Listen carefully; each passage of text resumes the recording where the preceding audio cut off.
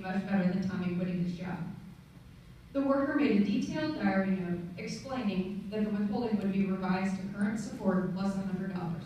When Tommy called back to the customer service call center, they were able to give him that information, and he was satisfied.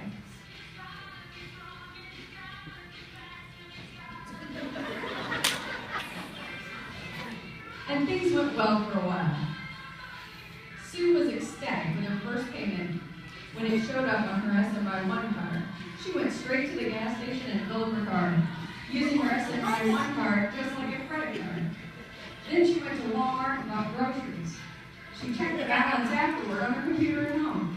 If payments started coming in on a regular basis, she was going to set up a savings account for May. Tommy was adjusting to receiving less pay. In March, his Missouri state tax refund was intercepted and paid off the balance of his arrears. He even got a partial refund. He called the customer service call center to ask them to revise his withholding to current support only, and was happy to have that extra $100 in his pocket every month. Sue and Maybe were doing well. Tommy's support was extremely helpful. Sue's stress level dropped dramatically, and she started to enjoy being a mom. One day, she ran into Tommy at the grocery store. She was in such a good mood, she invited Tommy to meet them in the park. Maybe loved to swing, and Tommy and Sue visited while Maybe sat in the swing smiling. Tommy asked if he could visit them again. He could see that Maybe had his eyes. Sue said that would be nice, and they exchanged numbers. Well, you might think that happily ever after was close behind, and maybe you're hoping Tommy and Sue hit it off during one of their visits, close their case, and live that fairy tale ending. But Nora Roberts didn't write this play, I did. Maybe next time, maybe. Tommy did get a promotion, and he went out to celebrate. That's when he met Roxanne.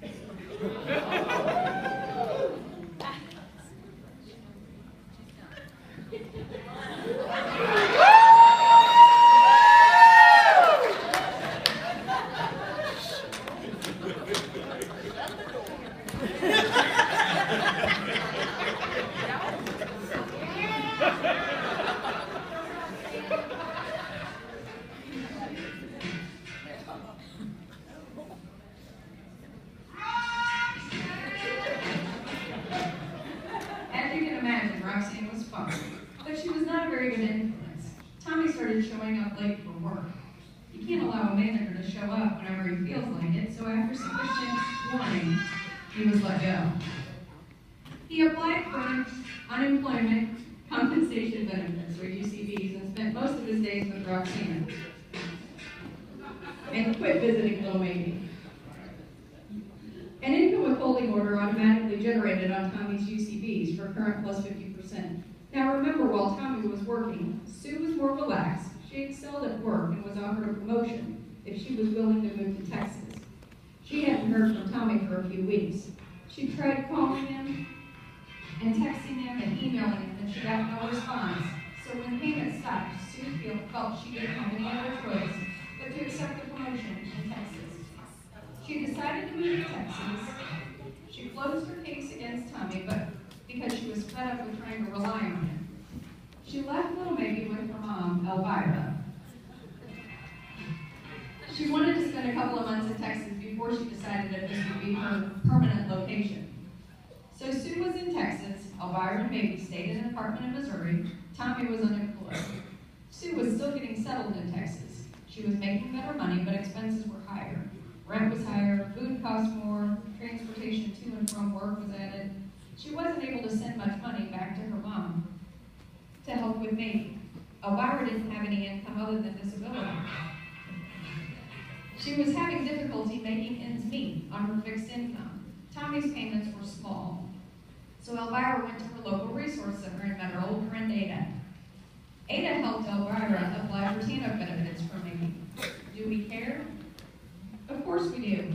Ada sent a referral to the Central Intake Center, and the intake screener found Sue, Tommy, and Maybe's case. And what do you think happened? Orders against mom. Orders against dad. Paternity was already established for Maybe, so when the intake center received the 201, the case went into the establishment function. But Caroline was aware of the case with Sue and Tommy. Since Maybe was receiving TANF, Sweet Caroline knew that she didn't have to establish a new order against Tommy. She used the awful Oracle screen to associate the order information from Sue's case to Elvira's. Then the enforcement team could begin enforcing again. Tommy was receiving unemployment, so an IWO was issued. Payments came in and dispersed to Elvira's missing home card. And they opened a new child support case for Elvira as an NPCR, or non-parent caregiver relative. In addition to the case against Tommy, the Central Intake Center opened a case against Sue. They sent an initial contact letter and a financial and informational statement. They sent another to Tommy for his updated information. This time, Sue contacted Caroline. Caroline explained the process of establishment and the reason child support is required to open a case. Sue had voluntarily relinquished physical custody to her mother. She completed her own child support, or CS 500, knowing that she planned to move her mom and baby back in with her in the next month. Tommy ignored his 500. Caroline knew Tommy's work history and that he was currently receiving unemployment. Should our worker impute full-time minimum wage or average Tommy's income for the past 12 months? Average. Average following our Form 14 instructions, right? So Caroline was in the process of establishing an order against Sue. Sue decided to make Texas her home and moved Elvira and Maybe to Texas. Elvira called the income maintenance customer service call center, told them she was moving to Texas, and asked them to close her case. Caroline was able to stop establishing an order once she confirmed that the Tanner case was closed. Maybe was so happy to see her mom again. Sue was glad to have her family with her, and Elvira got her first good night's sleep in months. Sue was talking to a friend at work one day about her situation. She mentioned that Tommy was in Missouri, and she hadn't heard from him in a while, and probably would never get support again since he was in another state. Her friend had had a child support case too, and the dad was in Alaska. She told Sue she could open a case with Texas child support and they would help her. So she did. Since Tommy was in Missouri the last time she heard from him, Texas was able to check the state services portal query interstate cases for kids, or QUIC.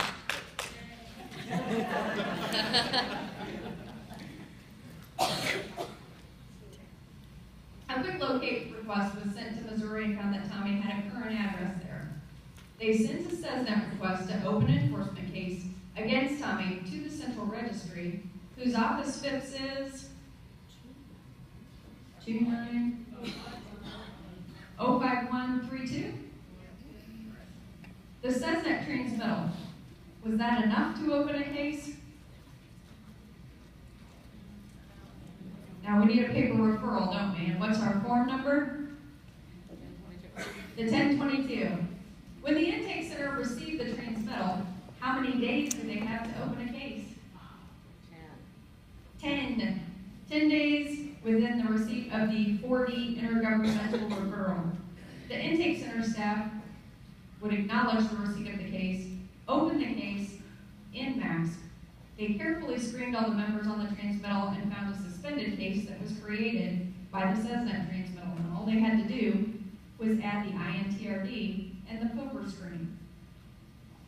Should we transfer the case from our field office to the interstate unit?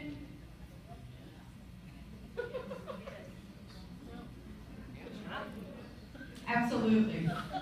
Because all of our interstate cases are handled in Jefferson City by the interstate unit. Well, I hate to tell you that back in Missouri, Tommy's unemployment benefits were depleted, and he moved in with a buddy.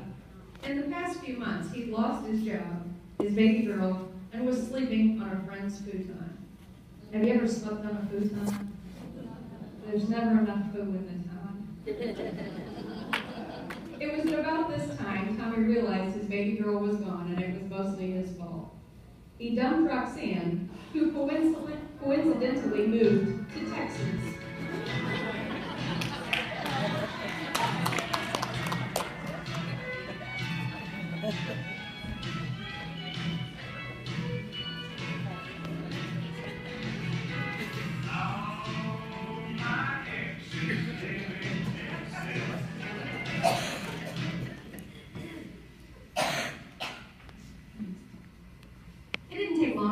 buddy to get tired of supporting Tommy. He told him he could work for him for cash or go live in a van down by the river. So Tommy went to work for his buddy for cash. The interstate worker was having a difficult time finding Tommy. She used all our local resources. What local resources do we have to access information about Tommy? Anyone? IMS? EMB? The work number? QH? Department of Corrections. The internet, if you have access. So when she couldn't find Tommy, using all of her local resources, she sent an email to the central locate unit using the locate request form and email address jeffersoncitylocate.fsd@dss.mo.gov.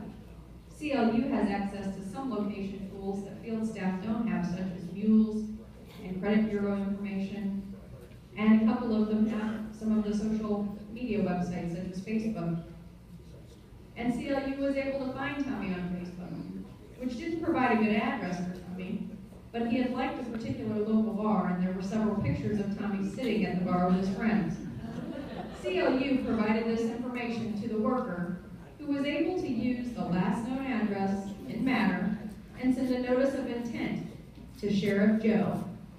He was able to serve Tommy at the bar where he hung out.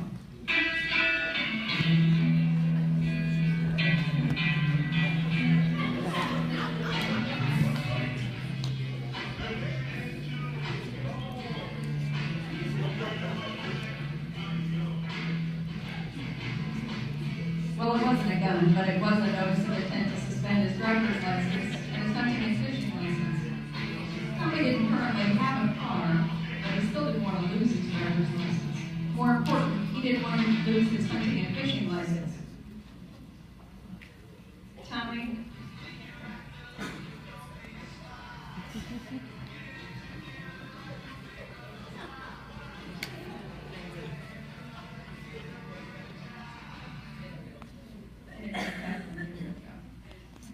Tommy contacted the interstate worker and entered into a payment agreement for current support, plus 25% to go towards roofs.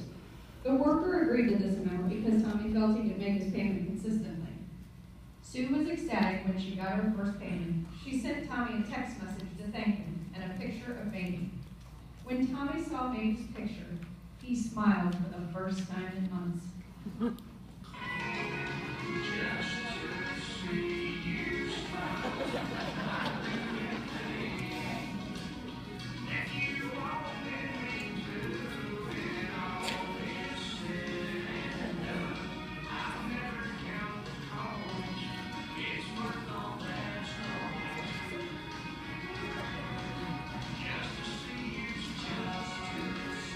Both parties were happy for a couple of years. Sue was doing well, Maggie was growing like a weed, Tommy was working hard and paying monthly. He sent Maggie email messages. Sue and Tommy became Facebook friends, so he could see pictures that she posted of their own. They worked out a time to Skype twice each week. Tommy would call and talk to Baby on the phone, and when she started preschool, she told her friends about her daddy who lived in Missouri. Sue printed a picture of Baby hugging a computer monitor with Tommy's face while they Skyped, and they put it on Baby's All About Me poster for preschool. Now it's time for happily ever after, right? And not quite.